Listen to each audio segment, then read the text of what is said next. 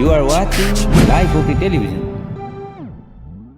Life OK समाचारको साथमा Balvatika school Pepsicola learning made simple Jiva life to your style wellness mall natural way to improve your health. नमस्कार, life OK समाचारमा स्वागत छ। सुरुमा मुख्य समाचार। थप 834 जनामा कोरोना संक्रमण पुष्टि। आगामी महाधिवेशनमा अध्यक्षमा कुल आचार्यद्वारा उम्मेदवारी घोषणा। मणिपाल मेडिकल कलेज र सरकार बीच भएको सम्झौता मगाउने निर्णय।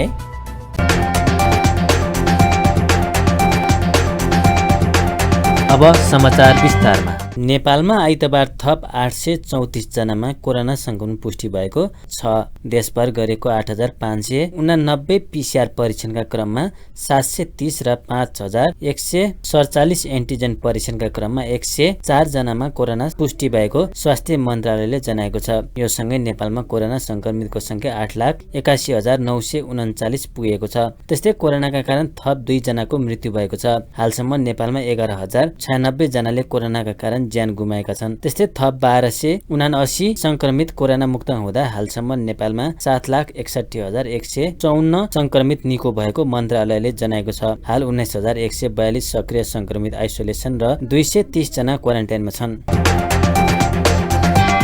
गैर आवासीय नेपाल सङ्घको आगामी महाधिवेशनमा अध्यक्षमा कुल आचार्यले उम्मेदवारी घोषणा गर्नुभएको छ। आइतबार काठमाडौँमा पत्रकार सम्मेलन गर्दै आचार्यले नागरिकता र सम्पत्तिको अधिकार स्थापित गर्ने प्रतिबद्धता सहित उम्मेदवारी घोषणा गर्नुभएको हो। पत्रकार सम्मेलनमा आचार्यले संस्थामा अनियमितता र दुरुपयोगका गुनासो बढ्दै गएको भन्दै यसलाई सुधार गर्ने बताउनुभयो। उहाँले संस्थाभित्र आर्थिक अनियमितता र दुरुपयोग रोक्ने धारणा राख्नुभयो। कोभिड-19 का कारण ठूलो संख्यामा नेपाली रोजगारी गुमाएर स्वदेश फर्किनु परेको भन्दै उहाँले स्वदेश फर्केका नेपालीका लागि रोजगार सिर्जना गर्न सघाउन एक एनआरएन एक रोजगार भन्ने अवधारणा अघि सारेको जानकारी दिनुभयो। उहाँले एक पटकको नेपाली सधैँका लागि नेपाली भन्ने भावना स्वीकार गरे पनि नागरिकता सम्बन्धी ऐन नभन्दा अधिकार उपयोग गर्न नपाएको भन्दै यसलाई प्राथमिकताका साथ उठाउने बताउनुभयो। गैर आवासीय नेपाली सङ्घको अध्यक्ष हुने मेरो चाहना र सम्पूर्ण गैर आवासीय नेपाली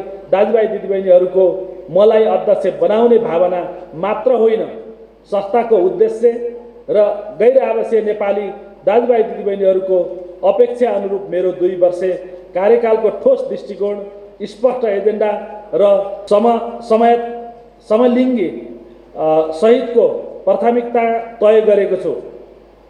तर मेरो भिजन, एजेन्डा, प्राथमिकता केवल मेरो मात्र होइन, तपाईँ हामी सम्पूर्ण गैर आवासीय नेपाली दाजुभाइ दिदीबहिनीहरूको सबैको साझा हुन्। तपाईँहरूको सुझाव र सहयोगका साथै तपाईँहरूसँग सहकार्य गरी मैले मेरो भिजन, एजेन्डा र प्राथमिकता कार्यान्वयन गर्ने प्रतिबद्धता व्यक्त गर्न चाहन्छु। यस पुनित अवसरमा मैले कसैप्रति दोषारोपण गर्न चाहन्न, तर तितो भए पनि सत्य कुरा भन्नै पर्ने भएको छ। किनभने सङ्घको नेतृत्व तहका केही जिम्मेवार साथीहरूले संस्थालाई व्यक्तिगत स्वार्थ अनुरूप प्रयोग गर्ने दुर्भाग्यपूर्ण प्रवृत्ति, अवाञ्छनीय र रहस्यमय गतिविधि, ऐन तथा विधान विपरीत संस्था सञ्चालन तथा अनुत्तरदायी र अपारदर्शी कार्यशैली संस्थाको गरिमा, प्रतिष्ठा र छविमा गम्भीर आघात गर्नु परेको छ। वैदेशिक रोजगारमा रहेका साथीहरूले पठाएको रेमिटेन्स मुलुकको अर्थतन्त्रको प्रमुख मेरुदण्ड हो, तर यसलाई उत्पादनशील बनाउन त सकेका छैनौँ नै।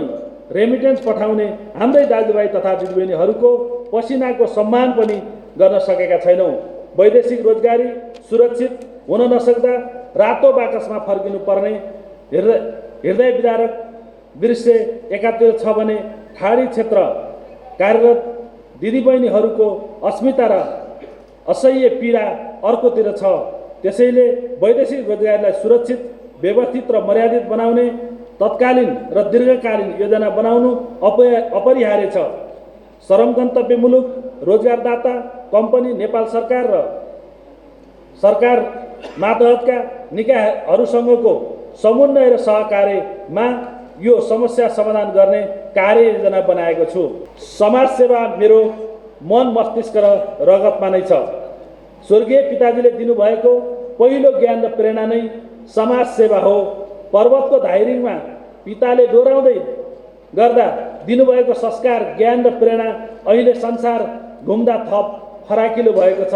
साथीहरूले विश्वास, प्रेरणा, सल्लाह र सुझावले म थप उत्प्रेरित भएको छु। मेरो केवल मेरो मात्र उम्मेदवारी होइन, तपाईहरूकै आशीर्वाद, सुझाव, प्रेरणा र विश्वासले मैले उम्मेदवारी दिएको हुँ। तपाईहरूको मत र अभिमतले मात्रै यसलाई सफल बनाउन सक्छ। एनआरएनको 10औं विश्व सम्मेलन आगामी अक्टोबर 23देखि 25सम्म काठमाडौँमा हुँदैछ। यसअघिको निर्वाचनमा आचार्य कुमार पन्तसँग 147 मत अन्तरले पराजित हुनुभएको थियो। प्रतिनिधि सभाको शिक्षा तथा स्वास्थ्य समितिले पोखरा स्थित मणिपाल मेडिकल कलेज र सरकार बीच भएको सम्झौता मगाउने निर्णय गरेको छ। सिंहदरबारमा आइतबार बसेको समिति बैठकले सरकार र मेडिकल ग्रुप बीच भएको सम्झौता समितिलाई उपलब्ध गराउन सरकारलाई निर्देशन दिएको हो। समितिले सम्झौता अध्ययन गरेर सरकारलाई आवश्यक निर्देशन दिने समिति सभापति जयपुरी घरतीले जानकारी दिनुभयो। त्यसअघि बैठकमा सांसदहरूले मेडिकल कलेज किनबेच भएको विषयमा सरकारले स्पष्ट पार्नुपर्ने बताएका थिए। सांसद खगराज अधिकारीले सम्झौताको प्रति मगाएर समितिले अध्ययन गर्नुपर्ने बताउनुभयो। उहाँले मणिपाललाई शेयर बेच्ने अधिकार नरहेको भन्दै यस विषयमा आएका समाचारहरूको बारेमा सरकारले तथ्य सार्वजनिक हुनुपर्ने उल्लेख गर्नुभयो। सांसद मानबहादुर विश्वकर्माले मणिपाल समूहले चलाउन नसक्ने भए मेडिकल कलेज सरकारलाई हस्तान्तरण गर्नुपर्ने धारणा राख्नुभयो। उहाँले सरकारसँग भएको सम्झौताका बारेमा शिक्षा मन्त्रालयले स्पष्ट पार्नुपर्ने बताउनुभयो। ती सम्झौताका दस्तावेजहरू मैले माग्दा नपाउने, सूचनाका हकका हकमा अरूले सम्म पाउनु भएको छ। तपाईँ मन्त्रालयमा सचिवलाई नै भनेको छु नि, मैले देवान नै भनेको छु, तर मैले पाइनँ, कर्मचारी आएन, कोभिड लाग्यो, मलाई पनि त्यही भनिएको छ कि म त सरकारवाला मात्रै होइन समितिको पनि सदस्य भने। त्यसो गर्नु हुँदैन। हामी त मन्त्रालयको या सरकारकै पनि सही कुरामा त डिफेन्स गर्नु पर्यो नि। सरकारले कहीँ कमी कमजोरी गरेको छ भने यो सच्चा भन्ने हो। समिति भनेको त अलिकति इन्टेन्सिभ छलफल हुने ठाउँ हो कि। त्यस कारणले मैले त अहिलेसम्म पाएको छैन। पहिलो कुरा त्यो सम्झौता हामीलाई चाहियो। मन्त्रालयले तुरुन्तै त्यो सम्झौता भोलि पर्सि नै हामीलाई उपलब्ध गराइदिए भइहाल्यो होइन। अनि हामी त्यसो अध्ययन गर्छौँ। र अहिले मैले सेयर बेचेको भनेर मणिपाल एजुकेसन कम्पनी प्राइभेट लिमिटेडलाई सेयर बेच्ने अधिकार छ र छैन? उसलाई सेयर बेच्ने र अनि अरूले सेयर किन्ने त हाम्रा त्यहीँका लोकल साथीहरू भयो, धन्यवादै छ। यहाँ हाम्रो रोजीरोटी विरोध गरे भन्दा, तर हामी त्यो सरकारी हुनेसँग निजी हुने कुरासँग कसरी सहमत हुन सक्छौँ? त्यो त सरकारी हुनु पऱ्यो नि। त्यहाँ लेखेकै छ, त्यहाँ मिलिट्रीको जग्गा प्रयोग भएको छ, अनि सङ्घीय मामिला मन्त्रालयको होला तालिम केन्द्रको जग्गा प्रयोग भएको छ, सरकारी समितिको जग्गा प्रयोग भएको छ, उसले अलिकति जग्गा किनेको छ। अनि त्यो मणिपाल भनेको पोखरा मेडिकल कलेज मात्रै होइन, जनकपुरमा त्यत्रो चाहिँ बिघा जग्गा छ होइन।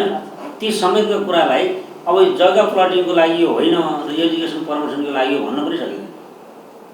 यहाँ त धेरै कुरा छ यसको। त्यस कारणले यो मणिपाल कलेज अब त्यहाँ लेखेकै सम्झौता के छ भने मैले अहिले तपाईँले दिनुभएको छैन, उति बेलाको मसँग चाहिँ अब भएको आधारमा हेर्दाखेरि के छ भने पहिलो पक्ष नेपाल सरकार, दोस्रो पक्ष मेडिकल कलेज लिमिटेड भनेर प्राइभेट लिमिटेड भनेर भनेको छ। दोस्रो पक्ष यदि बिचैमा गयो भने स्वतः त्यो पहिलो पक्ष हुनेछ भनेर भनेको छ। कतिपय कुरा जग्गा जमिन त्यो समेत उसले छोडेर जाँदा उसको निजी सम्पत्ति पनि यसको हुनेछ भनेर लेखेको छ। क्लजहरू त्यस्ता छन्। होइन भने हामी अध्ययन गरौँ पहिला। त्यस्तो छ भने त स्वतः नेपाल सरकारको हुने नै छ त्यहाँ भने त त्यो त अर्को ठाउँमा पुग्यो। अर्को ठाउँमा पुग्नु भनेको त हामी एकातिर यो शिक्षा ऐन पारित गर्छौँ, 10 वर्षपछि निजी मेडिकल कलेज हुने छैन भनेर, त्यसको 3 वर्ष पुग्दा नपुग्दै 6-7 वर्ष पनि छैन अब होइन। अनि अब हामी चाहिँ अर्को पार्टीलाई दिन्छौँ भनेपछि सरकारले त्यो सम्झौता गर्न पनि पाउँदैन, कानुन विपरीत हुन्छ। मणिपाल कलेजका विषयमा कुरा गर्दामा म त्यतिखेर चाहिँ अब काठमाडौँ विश्वविद्यालयसँग मेरो आफ्नो सम्बन्ध पनि भएकोले चाहिँ के हो भन्नुहुन्छ भन्दामा त्यहाँ दुईवटा कुरा मुख्य रूपबाट आएका थिए जुन उहाँले भनिसक्नुभएको छ। एउटा के हो त भन्दामा 20% फ्री स्कलरसिप चाहिँ नेपाल सरकारलाई दिनुपर्छ भन्ने पहिलो सम्झौता थियो। त्यो 20% सायद आइराखेको छ जस्तो मलाई लाग्छ। र अर्को के थियो त भन्दामा 49 चाहिँ इयर्सका लागि थियो भने चाहिँ 50 इयर्सपछि चाहिँ उसले चाहिँ नेपाल सरकारलाई ह्यान्डओभर गर्नुपर्छ भन्ने यो दुईटा चाहिँ मेजर इस्यु हुन, अरू चाहिँ साना साना होला नि त्यो त म जान्न। यो दुईटा मेजर इस्यु मध्येमा एउटा चाहिँ के हो त भन्दामा छात्रवृत्ति 20% चाहिँ आइराखेको छ। हाम्रा नेपाली विद्यार्थीहरू पनि गइराखेका छन्, त्यसमा दुईमा छैन। अब त्यहाँ 19-20 के होला आफ्नो ठाउँमा छ। तर के हो त भन्दामा मणिपाल कलेज जस्ताको कलेजले उसले अर्कालाई बेच्यो भन्ने पत्र पत्रिका मिडियामा आएको मैले पनि देखेको छु। अब त्यो हो भने नेपाल भनेको शिक्षा मन्त्रालय चाहिँ चुपचाप लाएर बस्न हुँदैन। पत्र पत्रिकाको आधार लिएर भए पनि त्यो त पत्र पत्रिकाको आधार त एउटा एभिडेन्स हो। त्यो एभिडेन्सका आधारमा चाहिँ तिमीसँग 50 वर्षपछि चाहिँ नेपाल सरकारलाई ह्यान्डओभर गर्ने भन्ने सम्झौता अनुसार भएमा अहिले चाहिँ चाहिँ यो पत्र पत्रिकामा आएको कुरा के हो भनेर उसँग क्वारी गरेर इन्क्वायरी गरेर त्यसको चाहिँ के छ भन्दामा शिक्षा मन्त्रालयले चाहिँ त्यो सम्झौता अनुसार चाहिँ नेपाल सरकारले चाहिँ अनरसिप दिने कुरा हो। त्यसमा चाहिँ यो अलिकति अगाडि बढ्नुपर्छ। बैठकमा शिक्षा मन्त्रालयका सह सचिव हरिप्रसाद लम्सालले मेडिकल कलेज बिक्री भएको बारे आफूहरूलाई कुनै जानकारी नभएको बताउनुभयो। उहाँले 49 वर्षका लागि भएको सम्झौतामा विदेशी लगानीमा सञ्चालित मेडिकल कलेज भएको उल्लेख गरिएको र अहिले पनि कायम रहेको जिकिर गर्नुभयो। हामीसँग जुन पत्र पत्रिकामा त्यो विषय आइसकेपछि धेरै मिडियाका साथीहरूले चासो राख्नुभयो। मिडियाका साथीहरूले यो सम्झौता हेर्न पाउनुपर्छ भन्दा ठिकै छ, सूचनाको हक अन्तर्गत आयो भने हामीले चाहिँ जुन सूचनालाई दिनुहुन्न भनेर वर्गीकरण गरेका छैनौँ, दिन्छौँ भनेर उहाँहरूलाई गऱ्यौँ। पछि सूचनाको अन्तर्गत आउनुभयो, दियौँ पनि। र यो सम्झौता 1992मा भएको हजुर 18 अक्टोबर 1992मा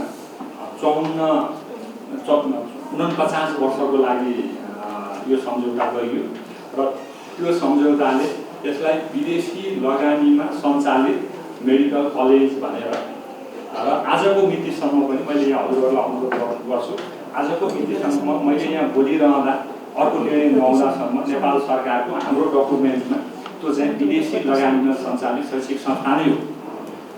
त्यसमा सम्झौताको क्लजहरू मैले हजुरहरूलाई अनुरोध गर्नुपर्छ। सम्झौताका क्लजहरू दुवै पक्ष सहमति भएमा केही सम्झौताका क्लजहरू परिवर्तन गर्न सकिन्छ भन्ने छ। अब हामीलाई अहिलेसम्म त्यो पक्षबाट कुनै पनि रिक्वेस्ट नआएको हुँदा हामी त्यसमा प्रवेश नै गरेका छैनौँ र शिक्षा मन्त्रालयले त्यसलाई चाहिँ त्यो 49 वर्षको लागि गरिएको सम्झौता हो। त्यसमा हामीले 20% त्यो कोटामा हाम्रो छात्रवृत्तिका विद्यार्थी पठाउँछौँ। अहिले आयोगले तयारी गरेको पनि 20%लाई नै छ। अब भोलिको दिनमा उहाँहरू आउनुभएछ, कम्पनी ऐन अन्तर्गत दर्ता भएको कम्पनीको उहाँहरू आउनुभएछ, त्यसलाई सरकारले नेपाल सरकारले अर्को निर्णय गरेछ भने अर्को व्यवस्था होला। सम्झौतामा लिएका क्लजहरूमध्ये बिक्री गर्न नपाइने, त्यसमा विभिन्न स्याटेलाइट सेन्टरहरू सञ्चालन गर्नुपर्ने, छात्रवृत्तिको सुविधा दिनुपर्ने भन्ने थियो छ र छात्रवृत्तिको हकमा 20% आयोगले र अरू चाहिँ लागू भएको छैन। त्यहाँ फ्याकल्टीको स्थानीय अरू पनि छ। त्यस्तै बैठकले चीन, जापान लगायतका देशमा कोभिड-19 का कारण उच्च शिक्षा लिन जान नपाएका विद्यार्थीहरूलाई पठाउनका लागि कूटनीतिक पहल गर्न शिक्षा मन्त्रालयलाई निर्देशन दिएको छ। बैठकले सन् 2015 र 16औं ब्याचका चीनमा अध्ययन गरेका विद्यार्थीलाई नेपालमै इन्टर्नशिप गर्ने व्यवस्था मिलाउन नेपाल मेडिकल काउन्सिललाई निर्देशन दिएको छ। प्रतिनिधि सभा अन्तर्गतको विकास तथा प्रविधि समितिले मुलुकका विभिन्न राजमार्गहरूमा सहज रूपमा सवारी साधन सञ्चालन व्यवस्था मिलाउन सरकारलाई निर्देशन दिएको छ। सिंहदरबारमा आइतबार बसेको समिति बैठकले दशैं तिहार लगायतका चाडपर्व नजिकै गएको अवस्थामा बाढी र पहिरोबाट क्षतिग्रस्त भएका राजमार्गहरूको आवश्यक मर्मत र निर्माण गरी सहज रूपमा सवारी साधन सञ्चालन व्यवस्था मिलाउन गृह मन्त्रालय र भौतिक पूर्वाधार तथा यातायात मन्त्रालयलाई निर्देशन दिएको हो। त्यस्तै बैठकले कोरोना संक्रमणलाई मध्यनजर गर्दै अनलाइन प्रणालीबाट टिकट खरिद गर्ने व्यवस्थालाई प्रोत्साहन सहित लागू गर्न निर्देशन दिएको छ भने दशैं अघि र पछि गरी कम्तीमा 7 दिन रुट पर्मिट लागू नगर्न र क्षमताभन्दा बढी यात्रु नराखेको प्रभावकारी अनुगमन गर्न पनि निर्देशन दिएको समिति सभापति कल्याणी खड्काले जानकारी दिनुभयो। बैठकले 50 करोड रुपियाँ भन्दा बढी लागत पर्ने आयोजनाहरूलाई मात्र बहुवर्षीय आयोजना मान्ने गरी बनाएको मापदण्ड समयानुकूल नभएको भन्दै आवश्यक पुनरावलोकन गर्न भौतिक पूर्वाधार तथा यातायात मन्त्रालयलाई निर्देशन दिएको सभापति खड्काले बताउनुभयो। क्षतिग्रस्त भएका राजमार्गहरू सहज रूपमा सुचारू हुने गरी व्यवस्थापन गर्न, कोभिडको संक्रमणलाई समेत मध्यनजर गरी सवारी साधनको सीट क्षमताभन्दा बढी यात्रुहरू नराख्न र स्वास्थ्य मापदण्डको पूर्ण रूपमा पालना गर्न र गराउन तथा लामो दूरीमा चल्ने सवारी साधनहरूको भाडा दर यात्रुहरूले सहज रूपमा थाहा पाउने गरी सवारी साधनमा टाँच्ने व्यवस्था हुन, भौतिक रूपमा लामबद्ध भएर टिकट लिने प्रक्रियालाई निरुत्साहित गर्दै अनलाइन टिकट वितरण प्रणालीलाई प्रभावकारी बनाई अनलाइन टिकटबाट टिकट खरिद गर्दा भाडा दरमा केही प्रतिशत छुटको समेत व्यवस्था गरी यात्रुहरूलाई अनलाइन प्रणाली मार्फत टिकट खरिद गर्न प्रोत्साहन गर्न र यो सबै विषयको प्रभावकारी अनुगमन गर्न गराउन समिति नेपाल सरकार गृह मन्त्रालय र भौतिक पूर्वाधार तथा यातायात मन्त्रालयले निर्देश गर्दछ। साथै समितिको 2075/6/10 को निर्देशन अहिले पनि उपयुक्त देखिएको हुँदा पुनः कार्यान्वयन गर्न गराउन समिति नेपाल सरकार भौतिक पूर्वाधार तथा यातायात मन्त्रालय र महानगरीय ट्राफिक प्रहरी महाशाखालाई निर्देशन गर्दछ। रु 50 करोडको भन्दा बढी लागत भएका आयोजनाहरूलाई मात्र बहुवर्षीय आयोजनाको रूपमा कार्यान्वयन गर्ने गरी बनाइएको मापदण्डले पूर्वाधार विकासका आवश्यक रहेका धेरै आयोजनाहरू कार्यान्वयन गर्न अव्यावहारिक हुने भएकोले सो मापदण्डमा तत्काल पुनरावलोकन गर्ने व्यवस्था मिलाउन समिति नेपाल सरकार भौतिक पूर्वाधार तथा यातायात मन्त्रालयलाई निर्देश गर्दछ। सम्बन्धित मन्त्रालय अन्तर्गतका निर्माणाधीन अवस्थामा रहेका पूर्वाधार सडकहरू, निर्वाचन क्षेत्रका रणनीतिक सडक तथा पुलहरू, वैकल्पिक मार्गका सडक तथा स्थानीय सडक लगायतका पूर्वाधार विकासका कामहरू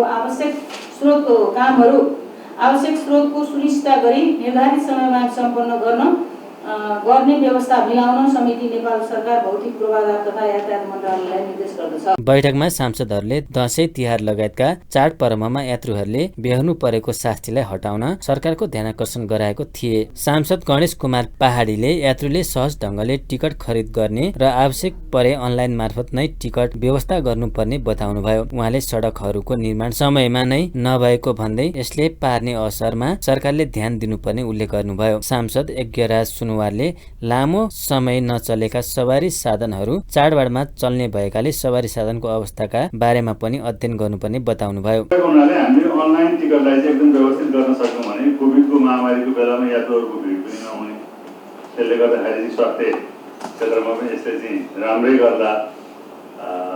अर्को कुरो चाहिँ अब चाहिँ सहज ढङ्गले चाहिँ दुःख नपाइकन यात्रुहरूले टिकट पाउने अनलाइन सिस्टम प्रयोग गर्नको लागि चाहिँ यात्रुहरू सक्षम हुन्छन् जस्तो मलाई लाग्छ। किनभनेदेखि चाहिँ सबैले जानेका हुँदैन, सबैको पहुँच हुँदैन, तर त्यो जान्ने पहुँच भएको ठाउँमा गएर त्यो राति गएर लाइन बस्नुभन्दा यताको सेवा लिन सजिलो हुन्छ। जान्ने मान्छे अनलाइन टिकट काटिदिने ठाउँ आफ्नो सम्पर्क कोही व्यक्ति कहाँ गएर भनेर टिकट काटेको पनि सहज हुन्छ। यदि हिजो राखिएका सडकहरूको चाहिँ आयोजना पूर्व तयारीका कामहरू चाहिँ नगरिकन चाहिँ सडकहरू राखियो, त्यसको डिपिआर तयार नगरिकन होइन सडकहरू राखियो, अन्य जुन हिसाबले सडकहरू राखिएको कारणले गर्दाखेरि ती सडकहरूलाई चाहिँ अलिक स्थगन गरे भन्ने यदि त्यो लजिकमा जाने हो भने अब यो वैकल्पिक मार्गका सडकहरू धेरै थपिएर आछन्। त्यसको चाहिँ कहाँ पूर्वाधारहरू तयार भयो त? त्यसको चाहिँ कहाँ चाहिँ डिपिआर भयो त? कहाँ चाहिँ तपाईँको चाहिँ आयोजना पूर्व तयारीका कामहरू भयो त? त्यस भएको हुनाले यी कुराहरू आफैमा मिल्दैनन् र यो हिजो हामीले सुरुवात गरेको राज्यको पनि लगानी भइसकेका ती सडकका कामहरू स्थगित गर्नु हुँदैन। ती सडकका कामलाई चाहिँ अगाडि बढाउनुपर्छ। त्यसै सवारी साधनहरूको अब लामो समय हाम्रो चलेको छैन। अब एकैचोटि त्यसलाई सञ्चालनमा ल्याउँदाखेरि यो हुन त भेहिकल फिटनेस सेन्टरको बारेमा चाहिँ पटक हाम्रो चर्चा भएको छ।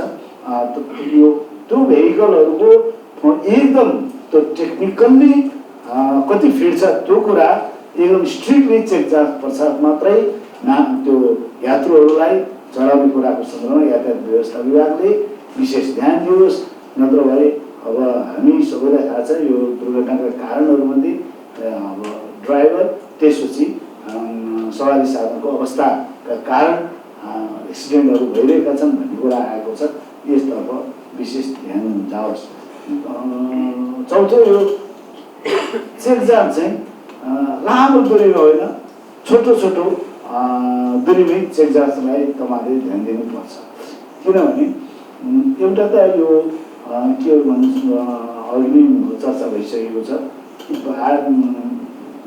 ड्राइभर थालिसकेपछि त्यसको सहयोगीले होइन सचालकको चाहिँ कारणले पनि चाहिँ एक्सिडेन्टहरू पनि उनले चलाइदिने भन्ने कुराहरू छ। त्यसोले त्यो ओभरलोड पनि नहोस्, सँगसँगै त्यो चाहिँ सम्बन्धित व्यक्तिले नै चालकले नै गाडी चलाओस् भन्ने कुराको सन्दर्भमा ध्यान जाओस्। त्यो कुरालाई एकदमै योजनाबद्ध रूपमै व्यवस्थित योजनाका साथ अब यति गम्भीरतापूर्वक समितिले पनि निर्देश गर्ने नै छ र सँगसँगै मन्त्रालयले पनि चासो लिएकै छ र स्वयं यातायात व्यवस्था विभागले पनि एउटा कार्ययोजना बनाएर तयारी स्वरूप ट्राफिकसँग गाडीसँग सबैसँग गरिसकेकोले त्यसमा ध्यान जाओस् भन्ने कुरा म राख्न चाहन्छु। त्यस्तै सांसदहरूले छोटो दूरीमा पनि सवारी साधनको चेक जाँच व्यवस्था गर्न पनि सरकारको ध्यान आकर्षण गराएका थिए। ए लेभलका विद्यार्थीहरूले ब्रिटिस काउन्सिलले 2 महिना लामो परीक्षा वैकल्पिक माध्यमबाट लिनुपर्ने माग गरेका छन्। आइतबार काठमाडौँमा पत्रकार सम्मेलन गर्दै विद्यार्थीहरूले कोरोना भाइरसको त्रास र नजिकै गरेको चाडबाडको कारण वैकल्पिक माध्यमबाट परीक्षा लिनुपर्ने बताएका हुन्। पत्रकार सम्मेलनमा बोल्दै ए लेभलका विद्यार्थी सुराजन रिजालले भौतिक रूपमा परीक्षा लिने हो भने ब्रिटिस काउन्सिल वा सरकारले विद्यार्थीहरूको जिम्मेवारी लिनुपर्ने बताउनुभयो। कोरोना भाइरसको डर र नजिकै गरेको चाडबाडको कारण पनि भौतिक रूपमा परीक्षा दिन सहज नहुने उहाँको भनाइ छ। उहाँहरूले भन्नुभयो कि अब भ्याक्सिन लगाएका छन् सबैले भन्नुभयो। हाम्रो म्याक्सिमम स्टुडेन्ट 18 वर्षभन्दा मुनिका छन् हो किन 18 वर्षभन्दा मुनिका स्टुडेन्टलाई चाहिँ भ्याक्सिन लगाएको छैन। अब हाम्रो 18 वर्षभन्दा माथिका पनि कयौँ विद्यार्थीहरूले ज्ञान काठमाडौँमा बाहिर भएका विद्यार्थीहरूले अझै पनि भ्याक्सिन लगाउन पाएका छैन। अब यस्तो कन्डिसनमा हामीले एक्जाम दिन सक्छौँ त। अब यदि हामीलाई लाग्यो हामीलाई 1 दिन नलाग्ला 2 दिन नलाग्ला 2 महिनाको एक्जाममा हामी फेरि हाम्रो सेन्टर एक दिन एकै ठाउँमा हुँदैन। एक दिन जोरपाटी भयो भने अर्को दिन ललितपुर हुन्छ। अब त्यो बेला चाहिँ हामीलाई त्यो 2 ठाउँमा त्यसरी हाम्रो सेन्टर चेन्ज भए गरेपछि त हामीले अब कोरोना सर्ने हामी त धेरै मान्छेसँग इन्टरेक्सनमा आइसकेका हुन्छौँ। अब कोरोना हामीलाई सर्यो भने चाहिँ जिम्मेवारी लिन पर्छ नि होइन। एक्जाम लिने नै भएपछि त जिम्मेवारी लिन पर्यो नि। ब्रिटिस काउन्सिलले लिन पर्यो कि त नेपाल सरकारले लिन पर्यो। अब हामीलाई एक्जाम गर्नै पर्ने भयो त त्यो गर्नु पर्ने। यदि हुँदैन ल एक्जाम नलिने अल्टरनेटिभ युज गर्न पर्यो नि त। हामी अब अर्को सेसनलाई रुक्न सक्दैन। किन भन्दाखेरि हाम्रो फर्दर स्टडी 6 महिना ढिलो हुने बित्तिकै नेपालमा पढ्यो भने हाम्रो 6 महिना ढिलो हुने बित्तिकै 1 सेमेस्टर लस भयो। बाहिर जाँदाखेरि हाम्रो प्रोसेसिङको टाइम लस भयो। त्यो कारणले गर्दाखेरि चाहिँ हामीलाई अब एक्जाम चाहिँ अल्टरनेटिभ वेबाटै युज चलाएर चाहिँ अल्टरनेटिभ नै तरिकाले जाउन भन्ने हाम्रो माग हो। उहाँले 2 महिनाको लामो अन्तरालमा विद्यार्थीले निर्धक्क भएर परीक्षा दिन पाउनुपर्ने सरकारसँग माग राख्नुभयो। सरकारले विद्यार्थीलाई प्रवेश पत्रको आधारमा कोरोना खोप लगाउने व्यवस्था गरे पनि अहिलेसम्म सबै प्रवेश पत्र नै नपाएको उनीहरूले बताएका छन्। सत्ता गठबन्धनका शीर्ष नेताहरूबीच राजनीतिक दल विभाजन सम्बन्धी अध्यादेशलाई निष्क्रिय बनाउने विषयमा छलफल भएको छ। प्रधानमन्त्री निवास बालटारमा आइतबार बिहान भएको छलफलका क्रममा अध्यादेश फिर्ता लिने विषयमा छलफल भएको एक नेताले जानकारी दिए। अध्यादेशका बारेमा टुङ्गो नलगाएसम्म मन्त्री परिषद विस्तार हुन नदेखिएपछि गठबन्धन दलहरूले यसलाई फिर्ता लिने विषयमा छलफल गरेका हुन्। त्यस्तै बैठकमा मन्त्री परिषद विस्तारमा ढिलाइ भएको र 1-2 दिन भित्रैमा टुङ्गोमा पुग्ने गरी तयार गर्ने नेताहरूले समेत सहमति गरेका छन्। बैठकमा संसदको गतिरोध र पछिल्लो घटनाक्रममा पनि छलफल भएको थियो। सरकार गठन भएको लामो समय बित्दा पनि मन्त्री परिषदले पूर्णता पाउन नसक्दा सरकारको आलोचना भइरहेको छ। साताको पहिलो दिन सुनको भाव स्थिर रहेको छ। चाँदीको भाव भने ओह्रालो लागेको छ। नेपाल सुनचाँदी व्यवसायी महासंघका अनुसार छापाला सुन प्रति तोला 89,000 रुपियाँमा खरिद बिक्री हुँदैछ। यसै गरी तेजाबी सुनको भाव प्रति तोला 88,550 रुपियाँ तोकिएको छ। चाँदीको मूल्यमा सामान्य गिरावट देखिएको छ। महासंघको तथ्याङ्क अनुसार चाँदी तोलामा 10 रुपियाँले घटेर प्रति तोला 1,150 रुपियाँमा किनबेच हुँदैछ। साताको पहिलो कारोबार दिन नेप्से परिसूचक घटेर बन्द भएको छ। यस दिन नेप्से परिसूचक 61.27 अङ्क घटेर 2,700 58.48 बिन्दुमा झरेको छ। त्यसै गरी यस दिन सेन्सिटिभ इन्डेक्स 10.7 अङ्क बढेको छ भने फ्लोट इन्डेक्स 4.12 अङ्क र सेन्सिटिभ फ्लोट इन्डेक्स 3.48 अङ्क घटेको छ। नेप्सेसँगै यस दिन कारोबार रकम पनि सामान्य घटेको छ। यस दिन 233 कम्पनीको 73,693 पटकको कारोबारमा 6,50,50,00,000 1,17,000 रुपियाँ बराबरको 1,44,94,000 किता सेयर खरिद बिक्री भएको छ। 6औं संस्करणको NBA महिला तथा पुरुष क्लब भलिबल च्याम्पियनसिप आइतबारबाट सुरु भएको छ। नेपाल भलिबल संघको आयोजनामा भएको प्रतियोगिताको उद्घाटन खेलमा विभागीय टिम त्रिभुवन आर्मी क्लबले कर्णाली प्रदेशलाई 3-0 को सोझो सेटमा पराजित गर्यो। राष्ट्रिय टोलीका खेलाडीले भरिएको आर्मीले कर्णालीलाई पहिलो सेटमा 25-8, दोस्रो सेटमा 25-14 र तेस्रो सेटमा 25-7 ले पराजित गर्यो। यस जितसँगै आर्मीले पहिलो खेलमै 3 अङ्क जोडेको छ। कर्णालीले भने हारबाट प्रतियोगिताको सुरुवात गरेको छ। त्यस्तै आइतबार नै भएको अर्को खेलमा एपीएफले पुरुषतर्फ विजयी सुरुवात गरेको छ। आफ्नो पहिलो खेलमा एपीएफलाई धोरपाटन स्पोर्ट्स क्लबलाई 3-1 को सेटमा हरायो। त्रिपुरेश्वर स्थित राष्ट्रिय खेलकुद परिषदको कबड हलमा भएको खेलमा एपीएफले धोरपाटनलाई 25-13, 25-18, 26-28 र 19-13 को सेटमा हरायो। उपाधिको दावेदार टिममा रहेको एपीएफले पहिलो सेट 25-13 ले जित्दा दोस्रो सेटमा 25-18 को जित निकाल्यो। तर तेस्रो सेटमा धोरपाटनले 28-26 ले आफ्नो पक्षमा पार्यो। तर चौथो सेटमा कम ब्याक गर्दै एपीएफले 25-15 ले जित्न सफल भयो।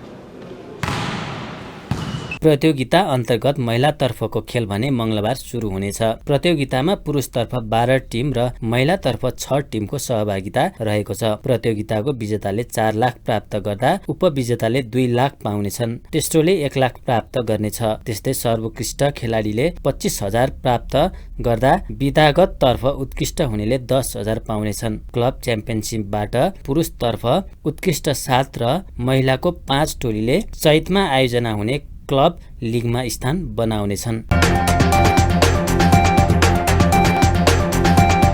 अन्त्यमा प्रमुख समाचार फेरि एकपटक। थप 834 जनामा कोरोना संक्रमण पुष्टि। आगामी महाधिवेशनमा अध्यक्षमा कुल आचार्यद्वारा उम्मेदवारी घोषणा। मणिपाल मेडिकल कलेज र सरकार बीच भएको सम्झौता मगाउने निर्णय। हस्त अहिलेका लागि लाइफ ओके समाचार यति नै। हेर्दै गर्नुहोला लाइफ ओके टेलिभिजन। नमस्कार।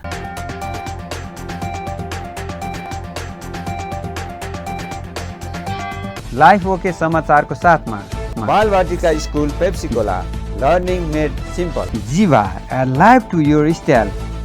Wellness Mall, a natural way to improve your health.